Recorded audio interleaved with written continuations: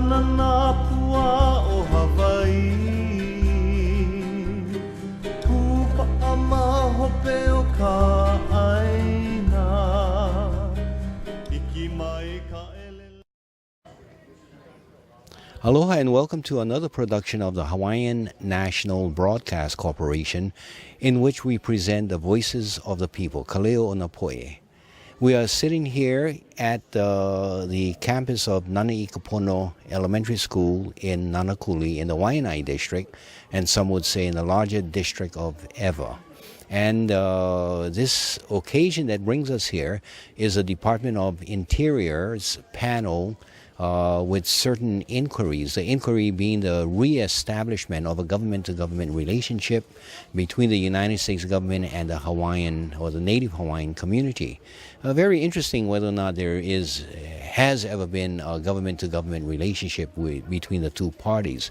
But we won't go into that. What I want to do is introduce to you Richard Salvador, who is a very special individual with a different point of view in that he comes not necessarily from Hawaii, but from another Pacific island. Aloha, Richard, and why don't you introduce yourself? Aloha, my name is Richard Salvador. I come originally from Belao, or Palau, as it's commonly known. It's an island in the Western Pacific, and it's just over the equator. So it's not within the South Pacific, but it's part of the Western Pacific Island nations. I've lived in Hawaii for some years, and I have worked with Poka and other people within the Hawaiian community. So I might have some different perspectives to share and stuff like that. You've also had an education background which differs from many of us. You, I believe, have... Well, why don't you tell us about your education background as well as your experience working more in the international arena on many of these kinds of questions? Okay, I came to the University of Hawaii at Manoa to study political science. I came to work on a political science master's degree, but then I became interested in conflict resolution.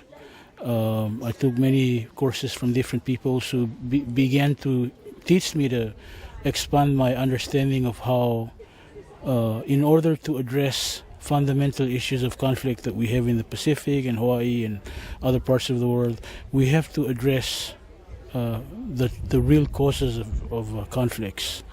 And most of the time they go to issues of race, issues of where we come from, religion and stuff like that. And so we have to unpack a lot of our understandings of history and politics to get at the root of many of the issues that we deal today. Most of the times we're dealing with only the manifestations of conflicts that have been festering for many, many years.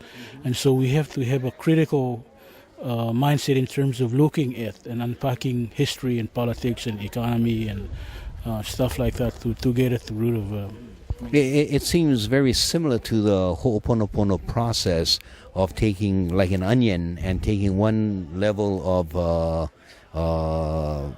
conflicts or one level of the conditions away so that you can really get down to the basics. So this is part of at least one approach towards conflict resolution. That's an interesting way the interesting analogy to use. And of course, peeling an onion is painful in some way. We're hurt, our eyes are hurt and we can't see. So in the painful unpacking, we may lose our vision for some time, but we have to deal with this because in dealing with it, we get to the root of the conflicts that we have in our lives.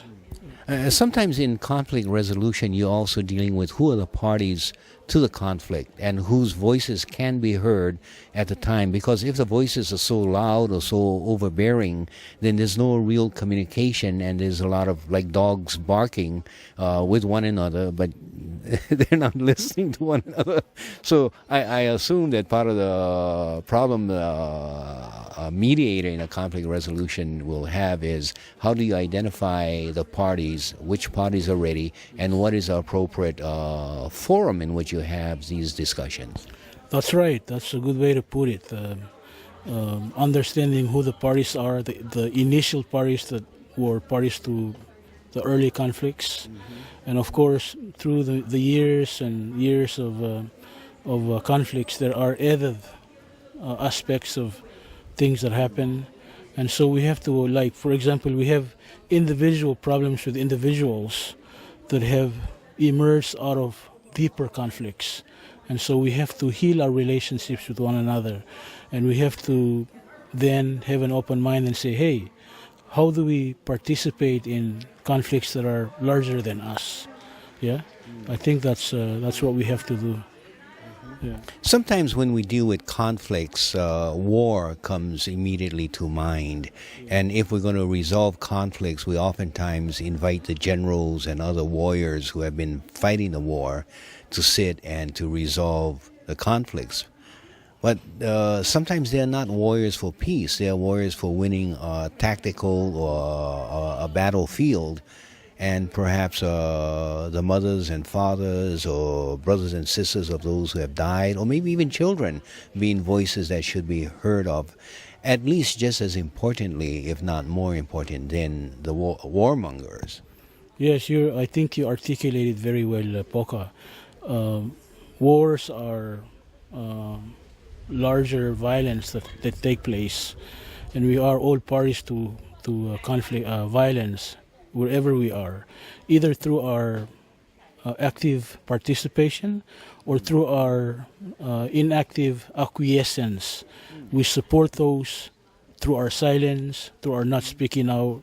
And so we're all parties to conflicts. And many of the conflicts in this world right now, we may really have to think about how we participate, how we acquiesce to the instances of violence that happen around us. And so we have to, you're right, we're all participants, but we have to,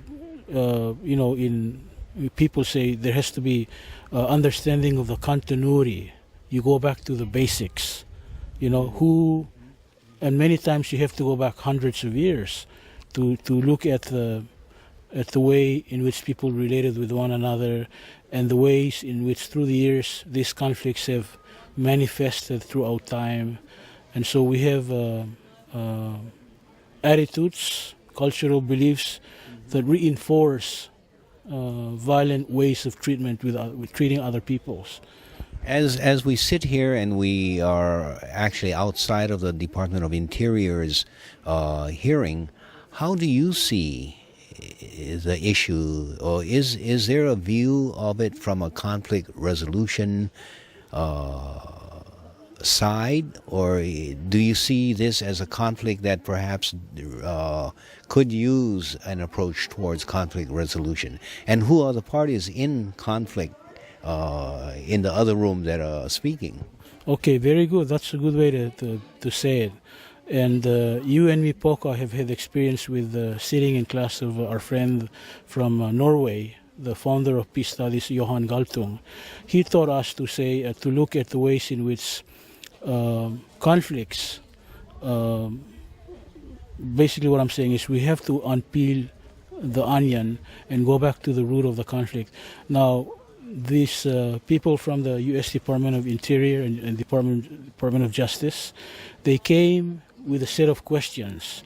They want the Hawaiian community to consider and answer a number of questions that say, in generally, should the U.S. government participate in a process to create a governing process toward governance for Hawaii, and through that create a some kind of a nation within a nation type of governance system that is similar to many Native American political systems on the U.S. continent. And I think the perspective that you're asking me about is, I think the questions are, to be fair, the questions are biased in some way. And so in a conflict resolution approach, people come posing questions that do not speak to the issues at hand. Hawaii in 1893 was overthrown illegally. And people here, we see people crying and articulating very deep hurt and pain. And so there has to be some expertise in peeling away the hurt and the pain of 121 years and saying that the reason people are hurt is because they have this legacy of betrayal, and conflict resolution has to address that. And to come asking questions that evade that very conflict actually makes people more angry, more upset. It's because you're coming here to ask questions that do not get at the root of the conflict. You're creating a lot of confusion, and many people see that confusion as very deliberate. And so it's another layer of obfuscations. That's a word that talks about making things less clear, yeah? Making things less understandable because there's some agendas parading around. Part of that obfuscation is the claim that, well, we are just a Department of Interior, and so our mandate or our framework that we can work in is very limited. And do you suspect that this itself may be intentional so that you avoid the international questions where the Department of Justice or the Department of State or Department of Defense should be in here and addressing the people? Okay, I'm going to refer to some of your writings, Poka, some years ago, where you talked about the instance of the 1959 so-called statehood vote. And you posed the question that the United States misrepresented the claim that Hawaii had achieved true self-determination, and that they went to the United Nations deliberately, again, not clarifying the question then and saying that the Hawaiians have chosen to be a state of the United States. And you had revisited the question and said, that's not true. Let's look at it more closely. And so, yes, we have to look at the assumptions that we have about the 120 years that has happened here in Hawaii, and then since 1959. There's a lot of questions that have to be asked, and a very genuine type of expertise in conflict resolution has to see those as initial instances of conflict that began all of this deep hurt and deep pain. We have to address those things, I think. Do you see any of that occurring either tonight or in the Native Hawaiian community or in the Hawaii community? Or is all of that simply continually being avoided? I think I have to agree with you that the questions that are asked do not address those external questions that have to do with the legality of a political system existing now. Yeah? You raised the question about whether the U.S. Misrepresented the facts when they went to the United Nations and say in 1959 that Hawaii had indeed self-determined its future.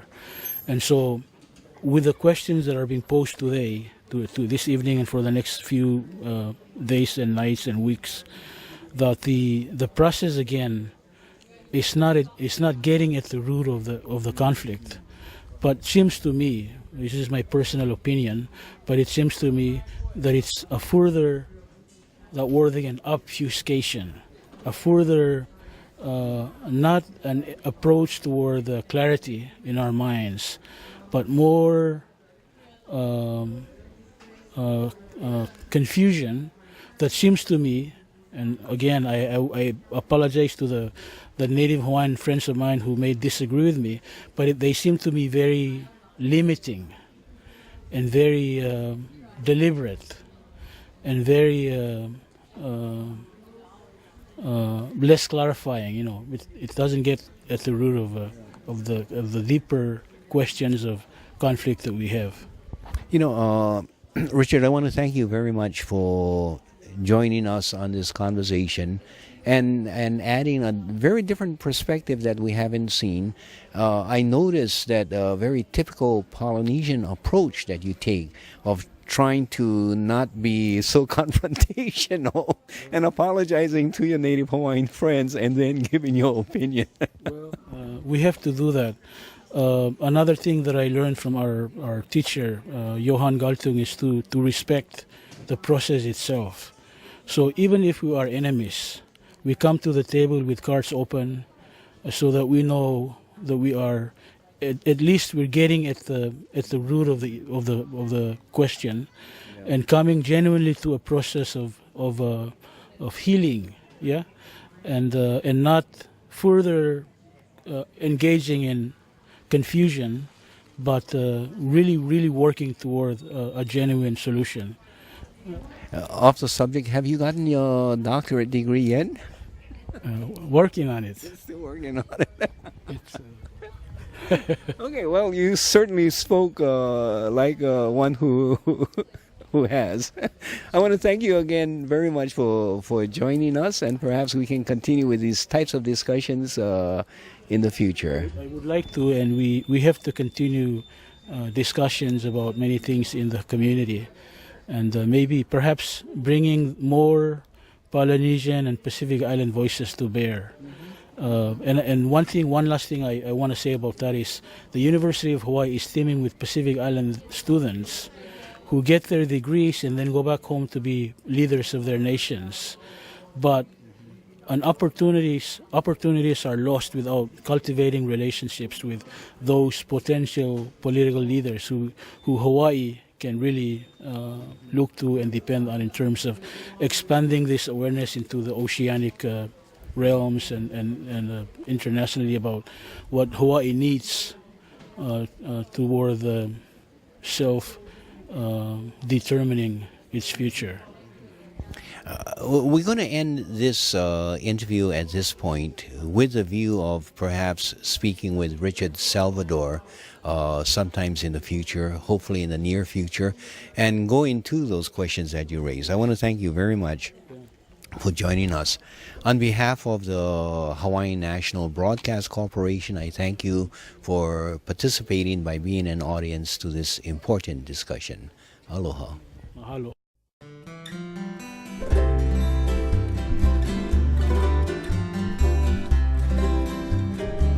Kaulana nā pua o Hawaii Tūpa a mahope